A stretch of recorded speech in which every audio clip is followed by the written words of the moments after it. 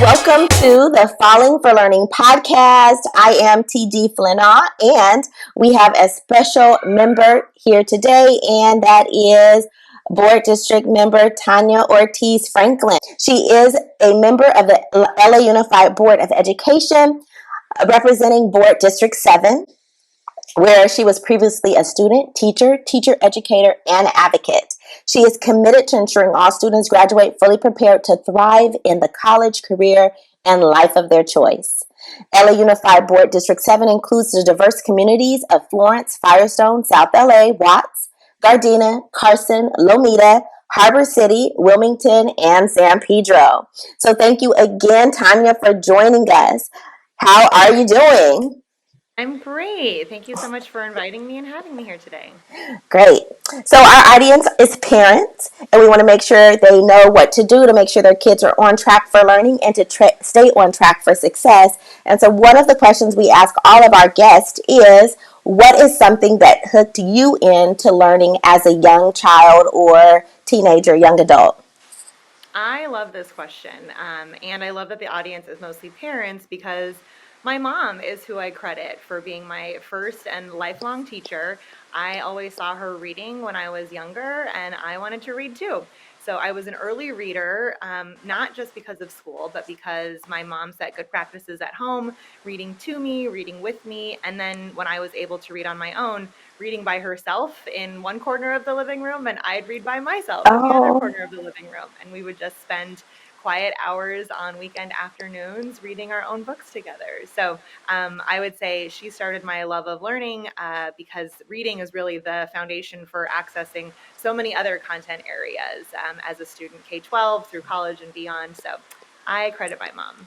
wonderful. That is so sweet. And that's definitely parents, if we don't have that reading practice, make sure we establish some type of reading practice with our kids, because we do, as kids, really look up to our parents and want to do what our parents do. And that brings me to, as you are on your educational journey, what were some courses or particular skills and activities that you were involved in that really helped propel your success, and that some of those skills you're still using today to help you have success in what you're doing as a leader in the Board of Education in LAUSD? I think it was a lot of the extracurricular activities that gave me opportunities to find my voice and to lead. So I went to LA Unified Schools, elementary through high school, and the experiences that stand out most to me are middle and high school leadership classes. So I Okay. remember in eighth grade running for class president. I was not successful. My first election, I didn't win.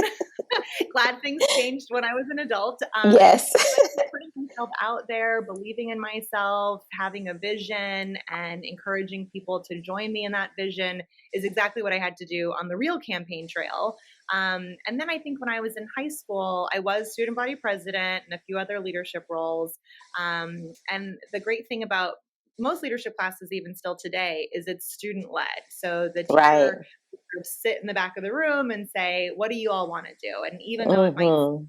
trivial to the outside mind of like planning dances or lunchtime games, it really is an opportunity for kids to just paint the picture of what they want, to have some tasks and assign them to each other and execute on what they want to do for themselves and their peers. And so leadership classes were really vital for me. And then I would say, of course, later in college and beyond, political science is what I majored in at Columbia, just learning how the government works and Right. um, thinking about how people have the power to make change with their votes.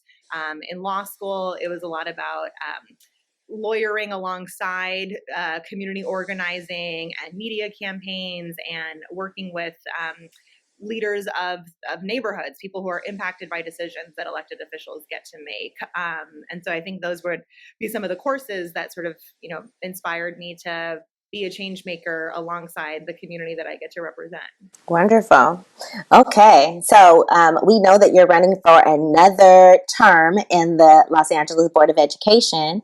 And with that in mind, what are some of your accomplishments that you want to really highlight during your tenure that you've already done this time, this while you're your first round?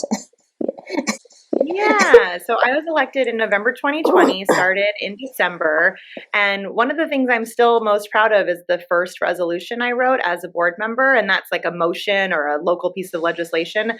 I wrote it with Jackie Goldberg, who's now our board president and is a legend in local Yes. politics. But I was really inspired by a book around mastery based learning and grading, and then also seeing some people put it into practice. Basically, the idea is that kids shouldn't be marked down for grades for things that are unrelated to their academic mastery. And so if you turned in an assignment late or you had a bad day on a test, you should get another chance to show what you know. You shouldn't be marked down for turning in something late if you still know the content, because that's what matters in life. Do you know it? Do you not? And if you don't know it, can you figure it out and try it again? So my first resolution was about pushing the district towards more mastery-based learning and grading. Now we call it equitable grading and instruction, Yeah. EGI, some folks might have heard.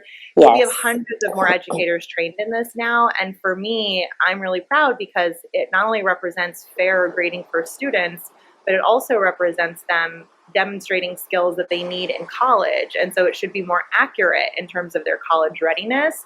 And that really matters when today only about half of our kids are college eligible. We want to make sure that more kids are college eligible. And then when you actually earn an A, B, or C, it is really reflective of you knowing the standards of that grade level. So, I would say that's one big thing. The second resolution I wrote was around kids being able to get high-speed broadband internet in their homes. We had all this money from the federal government during COVID, and hotspots were just not cutting it, particularly in our public housing developments where cinder block walls made it hard for a Wi-Fi connection to get through.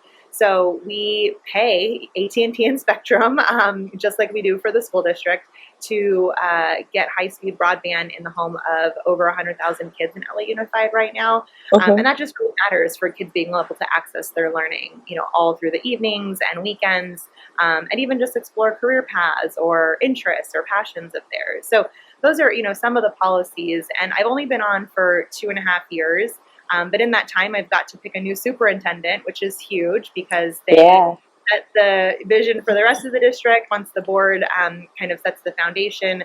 And Alberto Carvalho, is moving in the right direction. We have an assessment platform that everyone is doing for the first time across the district this year. So we'll actually be able to know where our kids are as an entire district, beginning of year, middle of year, and end of year, and even ongoing. It should help educators better differentiate in their classrooms, and just ideally should get us to preparing more kids for college, career, and life. So, I could talk about a lot of things that I'm proud of, but I think generally it is about moving us closer to more kids getting to choose college. Okay. So just a quick question about the assessment platform. Before, different schools use different testing materials for the school throughout the school district. Depending on the grade level, the content, the region, sometimes you could access it, but from a board member's perspective, I would go into the platform and I would see, only 3 to 5% of students have participated in this assessment, that I can actually see how they're doing. But today, I know we're close to 95% across the district just for beginning of the year, and this is 3rd grade through high school, through 12th grade, and that's going to be amazing because it's going to give us real information and know how to adjust which schools or which grade levels or which groups of students might need more support, and can that come from headquarters, can that come from the region? So of course each school site would do what they can with the resources they had available, but for a board member it really helps to have that live data so that we can make real-time budget decisions and give direction to the superintendent to reallocate resources, not next year but this year, while kids are still needing that support.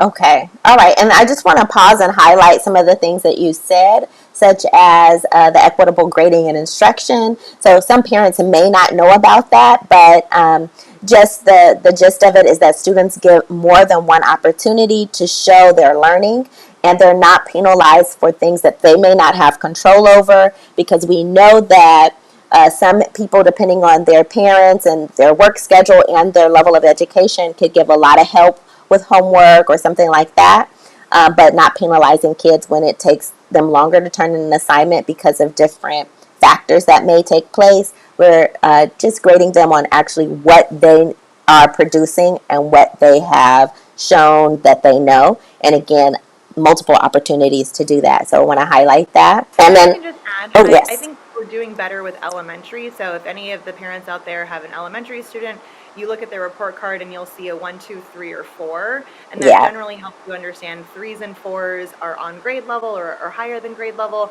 1, not so much. 2, getting closer. And that also reflects our standards. That's sort of the framework around mastery-based Yes. grading. And our assessments at the end of the year, SBAC 2, it's, not yet met, approaching, you met the standard, you're exceeding the standard. But when you think about traditional A through F grading, why is it Yes. that you can only get an A if you're at 90% to 100, B at 80% to 90, but you can go from 0 to 50 and get a fail, even Yes. though, if you've tried at 30% or you've tried at 40% or you have tried, multiple times just struggled.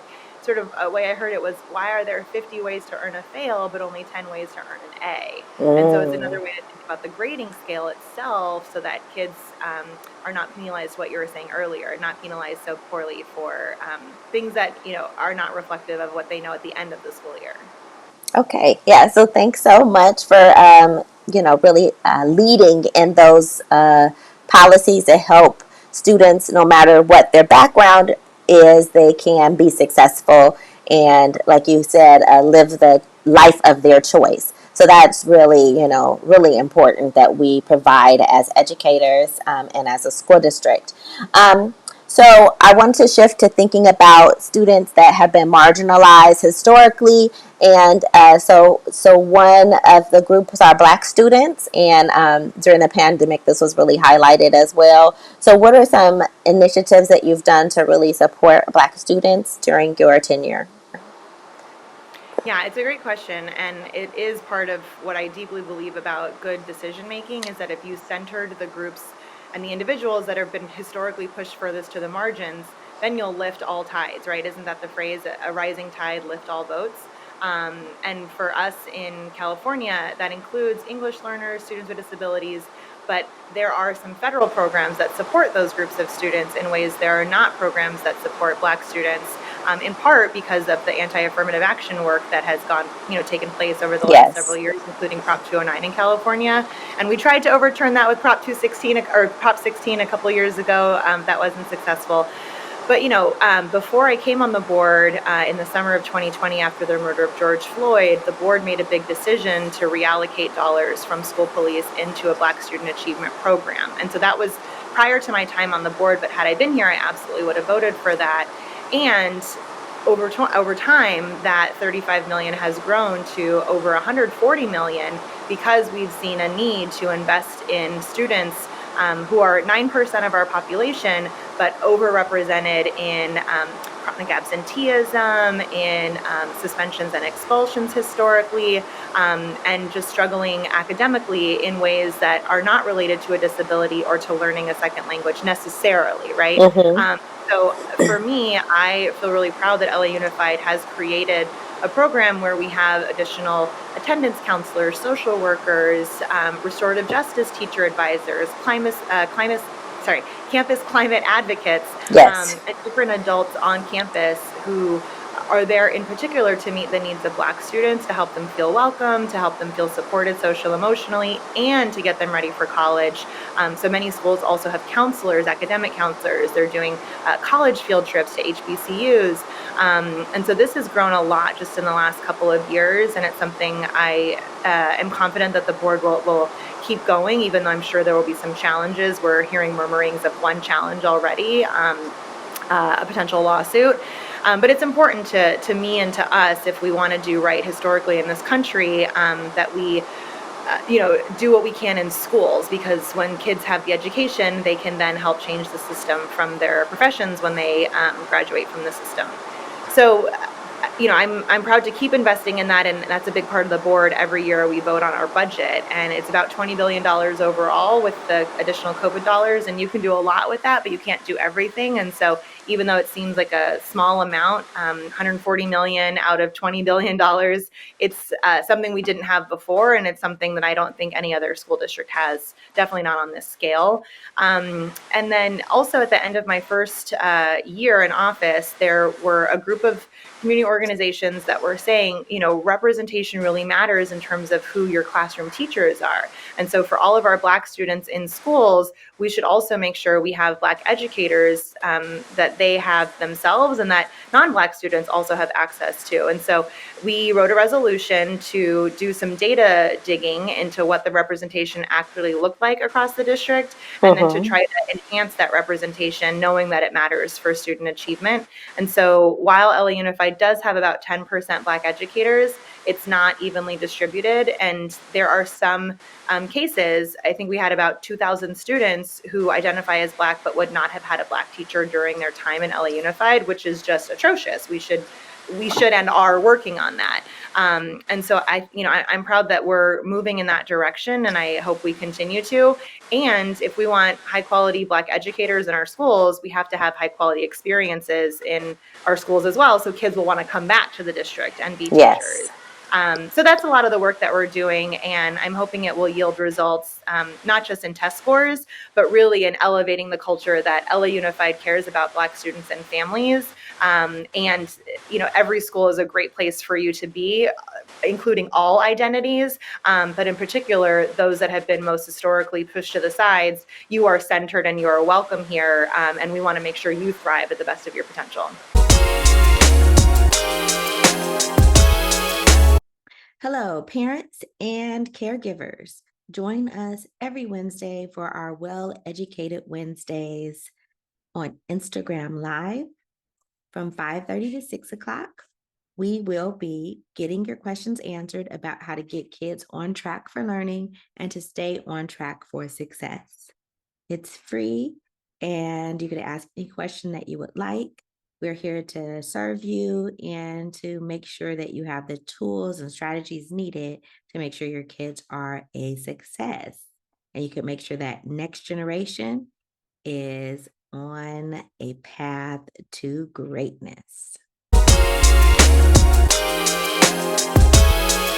Yeah, I really wanted to mark something that you said about some certain groups, right? African Americans are definitely not the only marginalized groups that LAUSD serves, but some of those other groups have like federal backing or monies that are set aside for them. And so that I think was important for you to put in, because of course there are challenges sometimes when other groups have money and they're saying, oh well, maybe you're leaving out a certain group or you're favoring another group, when they're not thinking about the historical ramifications of some of the legislation that was in place decades ago, and thinking about federally how some of them support has been taken away. So I think that's important that you highlighted that some of the support for African Americans has been taken away over the past couple of years. And then, of course, historically, it's been an issue. And then some of the other groups, such as English language learners, have ongoing federal support. So it's important that you brought that up and made that difference there. I also did some research, and I also know that you also were a part of a professional development program that was put in place, which I believe is the first in the nation. It was an anti-racist instruction micro-credential, so that teachers can get some professional development about how to support African American learners. And so I know that you are a part of that too. So yeah. You might have some personal connections. Yes, I helped to build that program in the Los Angeles Unified School District. Yeah. And I think that's important testimony to say when people care about an issue, and this is how government should work, they can come to their elected officials and say, here's a problem we identified, here's a solution we identified, can we work on making it happen together? And literally all I did from that initial meeting with the group of teachers was connect them to the human resources folks and say, we all want to have micro-credentials, both sides. Let's figure out what needs to be in this. And so long as there are, people with the will, who are, able to cultivate some of that skill, maybe there's some funding for that as well, then we can make the change that we want to see in our world. And so I thought that was a really good example too of just how local government is supposed to work. Yes, and yeah, I want to thank you for your support in that. And then also, parents out there, you might have your children in the Los Angeles Unified School District or another district, because we have people who listen from around the country, and maybe bring some ideas that you have to your elected officials, such as your board members. Advocate for certain programs that you don't have, and then hopefully they will be able to support you or negotiate with you about how you could make it happen. But yeah, so that's another thing that we want parents to know about, is that we want you to be a part of your children's education at home, helping support them as learners. But sometimes if you see a need in your community, you could also hold our elected officials accountable, ask them for things that we need. And of course, your votes, you could vote for them or not vote for them if they're not willing to support you. So yes. Absolutely. Okay, so now thinking about, as you have you want to be reelected. So, what are some ideas that you have? So, maybe new or continuing ideas that you have going on in the future you have planned? Yeah, like I was mentioning, I'm proud of the conditions we're putting in place. We're still, unfortunately, not seeing the academic growth yet. And part of that is we're still recovering from the learning loss of the pandemic, though, of course, not Absolutely. everything is attributed to that. Mm-hmm. This year, we are aiming for student achievement levels at the 2019 mark, which is basically saying we're catching back up to where we were before the years out of school, or even students. We had several, who chose online options for a while. Mm-hmm. So in my next term, which is crazy because I've only been in for 2.5 years, but this election cycle is so long. My next term wouldn't start until December 2024, should the public, vote me in again.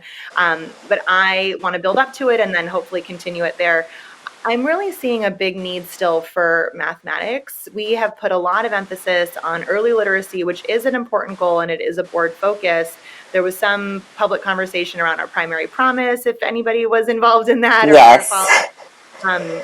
With our previous superintendent, we had put about $100 million directly into K-3 literacy, and for doing like small groups and pulling kids out. And literacy is absolutely foundational. And I even remember being a sixth grade teacher. A mentor had told me, up until third grade, kids are learning to read, but then really fourth grade on, you're reading to learn everything else. Yes. So early literacy in particular is so important. And mathematics for the future is incredibly vital if we want to have a thriving economy in the United States, if we want our students to really have access and choice for all the career paths that they might choose. Mm-hmm. And there is this culture of math. And so I'm so glad parents are listening to this. There's this culture where it's okay in a lot of places to say, oh, I'm not good at math, or I'm not a math person, where you would never say that about like, oh, I'm not a reader, I don't know how to read. Like, Right. that's just embarrassing, right? So we don't say Yes. things like that. That might be true, or like, I'm not a good reader. People want to get better at reading, and you wouldn't want to admit to your kids, like, I'm not a good reader. You would want them to be good readers, and you want to model that for them. But for math, there's this weird culture where we sort of dismiss it. And that's really unfortunate because I think it Yeah. impacts kids in a lot of long-term ways when not enough adults in their lives really put value on math, even if it's a struggle for us. Maybe because it's a struggle for us, it's so valuable for kids to be able to problem solve and think about how to explore, engineering and science and technology and so many of these fields that are changing so quickly. The kinds of Yes. careers that our kids are going to have probably don't exist today. Like, the vast majority of industry will shift during our kids' lifetime. I mean, just think about how much technology has grown for the parents in your generation and what you grew up with versus what kids have available today. I have no idea how to make a cell phone, but many of our kids will not only know how to make the cell phones that are in front of us, but they'll make the next thing that's coming. Yes. So, Yes. my big message for families and for the district is, how do we change that culture of math, and how do we really help more kids achieve? Because our mathematics scores are lower than our literacy scores, Yeah. and particularly lower for our Black students, for our foster youth, for our English learners, for our students with disabilities, all the groups that we know historically are at the margins. Math is even harder. And so Yes. there's some shifts that have taken place over the last few years, and there's even a new California mathematics framework that also had some controversy recently. But ultimately, it is, I think, incumbent upon the school system to make sure that mathematics educators are trained and non-math educators are trained to integrate math in ways that help kids see their real possibilities in career paths of math. So anyway, okay, I'll get off my math soapbox. No, it's important. Math is really once if they're not able to get past a certain level, and parents should really know this, it's a make it or break it thing. Like, they have to choose another career path. I can't move into being a doctor or certain career paths, being an engineer or something, if I can't get over that math anxiety. Or again, like, some of our students have this, and our families just have it like, well, you don't have to be good at math.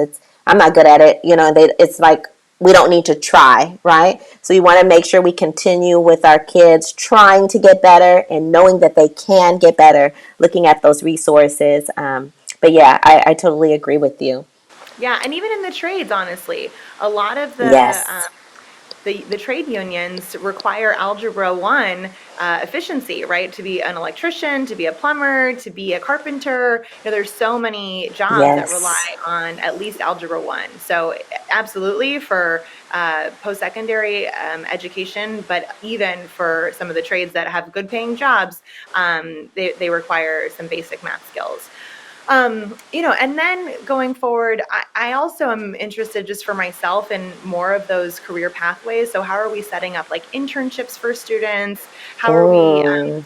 having kids experience what it's like? Because college is so expensive. I personally have a lot of loans and debt from law school, but I think kids are wondering, if I can learn it on YouTube, why am I going to spend $30,000 a year paying for some fancy college degree if the skills I really need are just like an online course or like a master class through an Instagram account? And that is an interesting way of learning, and you want kids to really be curious about the world and want to learn. And Mm-hmm. if we want to still have formal college experiences, or apprenticeship programs, or certifications, or some sort of document that you can add to your resume to say I have like a professional education in this.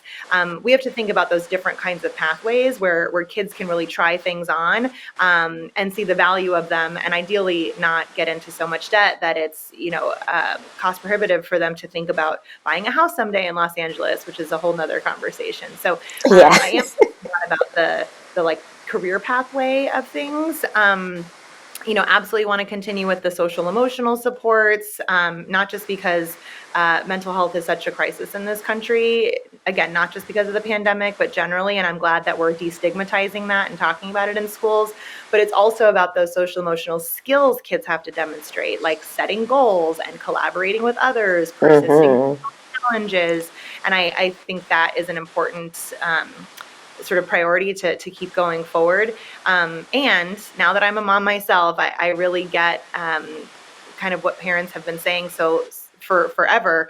The first foundational, like most important thing that schools have to do is just keep kids safe. And that Yes. looks different in different communities. It looks different for some people on physical safety versus emotional safety versus intellectual safety. Are you willing to make a mistake in class because you are not going to get bullied or made fun of by your peers? But also, can you walk into school and, for some families, a metal detector might make you feel safe, and others that makes you feel targeted. Same thing with Yes. a uniformed police officer or a random search. So, I feel like LA Unified has become more progressive in the last several years, and I'm proud of that. And I know the safety conversation is going to keep happening because fights keep happening and threats keep happening and bullying keeps happening. And so we do have to think about how to keep kids safe and help make sure our families understand like what we're doing to keep kids safe too. Yeah, I really want to mark what you're saying about career pathways, because I've actually been guilty of this as well. As an educator, I am biased towards, the college degree. But we do know that some of our students are very clear they don't want to do, college. And I feel like sometimes we'll leave those kids behind. Like, we'll just focus on the kids who want to go to college, but the other kids need guidance too in getting a trade or something like that. because they still need to have, we want to make sure they have skills so that they can be successful in a career that earns a living wage. And that takes more support than just saying, okay, well, you don't want to go to college, right? So we could say, okay, well, here's a trade program, or here's the program that you could get into. And that's something, as a parent myself, I definitely just want my daughter to be in the 4-year college or whatever, but she actually chose a trade instead, and I kind of held her back in that way. But it's something as parents we have to be prepared with and really support our kids, even if they don't want that 4-year degree. So, yeah. The hard part too is, at least in my mind, what I've seen is valuing all career and college choices equally. Yes, yes. And there's like rankings of different colleges, but just because it's ranked number one on U.S. News and World Report doesn't mean it's number one for you. Or if you choose a trade versus a 4-year degree, that might be the right path for you, right? So I think that system has to really allow for that choice and empower kids to have the skills to choose what works for them. Whereas I think historically the system has told kids, oh, you're Black, you're brown, you're low income, you can't go to college. No, not that anymore, right? And so I'm glad that we're away from that. And we have to value all the choices kids really should have. Yeah, I mean, and that what I think is that historical where it was you were tracked. So, Tanya, you're only going to take these courses because you're not going to go to college. And then, Taisha takes these courses because she is going to college. So at the end, you didn't have an option. So, I was very clear at the end of my daughter's high school career. She had the literacy and the math skills that she needed, but she did choose a different career path. She wasn't limited by, okay, I don't have the math skills, I don't have the reading skills, but that was the choice that she made. And so that's what's different now is that all the classes should prepare kids for college, right? So they're not going to be excluded from going to college, where in the past that was different. So, yeah. Okay, so now thinking about LA Unified, what advice do you have for parents about, resources and information and programs, activities that LA Unified offers that may be underutilized or maybe people don't know about? Yeah, well, I hope a lot of people have seen. We're really trying to advertise, but we'll keep spreading the good news about universal transition kindergarten. So all 4-year-olds get free school, and that's not true for every district yet. The state of California is moving in that direction, but there's a different birthday cutoff for the state than there is for LA Unified. So if your child turns 4 by September 1, you can come to any elementary school in the district, and it's a great start. And we know early skills are great to keep kids, excited and motivated about school, but also to prepare them for the next grade level all throughout. So free universal transition kindergarten for all 4-year-olds. I just want to make sure everybody knows about that. Okay. And that includes after school care. We used to have a state grant that was pretty limited for 4-year-olds to access after school. But now with some expanded learning from the state, 4-year-olds can also stay for after school, which I know is really important for a lot of working families who have to stay at a job until at least 5 o'clock. The other thing is LA Unified has a lot of choices, and not everyone knows about the e-choices is what we call it, or the enrollment online. It's not just for magnet schools, though we have a lot of magnet schools in STEAM, in visual and performing arts, in business, and in different kinds of areas. We also have choices for dual language programs. And just in Board District 7, not only do we have Spanish, which we have all over the district, we have Mandarin, we have Japanese. I have the first program in Board District 7, and the second one is just opening in Board District 1. And we have Korean. And that's just in 7. There's also Armenian. We're opening a Russian. We have ASL. I might be missing a couple others, but it's so great in today's world to expose your child to another language. So if that's at all of interest, even just to try it out and see if your kid likes it, I just want people to know that that's also part of the e-choices or the enrollment process. Okay. We have schools for advanced studies. We have some specialized programs, like for example, in my district, we have a school where you can earn your AA degree while you're in high school, and some kids even earn 2 or 3 AA degrees. Wow.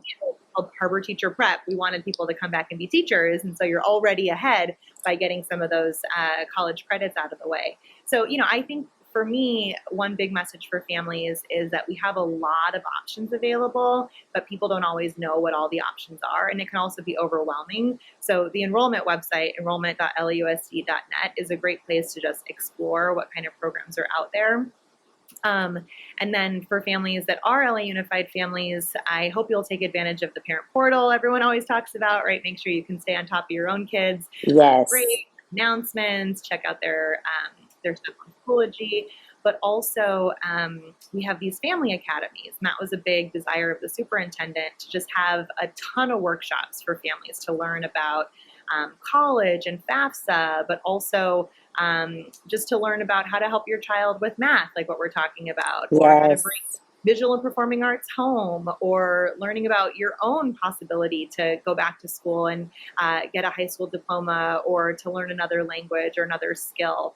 I have two adult schools, complete adult school facilities, Maxine Waters and Harbor Occupational Center, that offer lots of certification programs for adults wanting to learn skills. So, I would say plug into Parent Portal, come to the family academies, check out the enrollment site. We just have a lot in LA Unified. And if for some reason it's confusing or there's too much, which is totally understandable, just like walk to your neighborhood school and say, here's something I'm looking for, like, can you help me? And if they can't, hopefully they can point you to my office that can, because that's what we do a lot of, is just helping people find their way.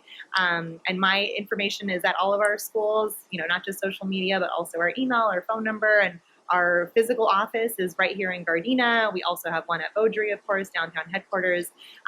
But reach out to your board office to help you problem solve or find something that you're looking for, because that's really our job, is to serve the people in our community.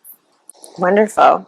All right. So you gave us a lot to think about, and, parents that you could research and find out information. There could be a program for your child or children that would work for you that you didn't know that was available. So reach out to your local school or even the board member's office. And the links are all in the summary of our podcast here. And, what's the quickest way? Like, what's one way to get in contact with you or your office? Pretty good at social media. So at LAUSD BD7. LAUSD BD7, and that's the same for Instagram, for Facebook, and for Twitter/X. Okay.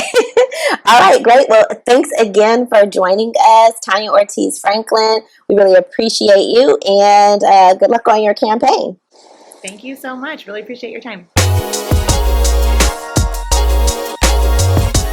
Saturdays at 5 p.m. is when we drop our new episodes. Please listen in every week for those strategies and tips to keep you and the next generation on track for success. You can also find us on YouTube by going to youtube.com/@fall4learning. Again, that's youtube.com/fall4learning. We really appreciate you, and we are here on a mission to make sure that that next generation is on track for success and on track for learning. Thanks again. I'm TD Flinaw. Have a wonderful week.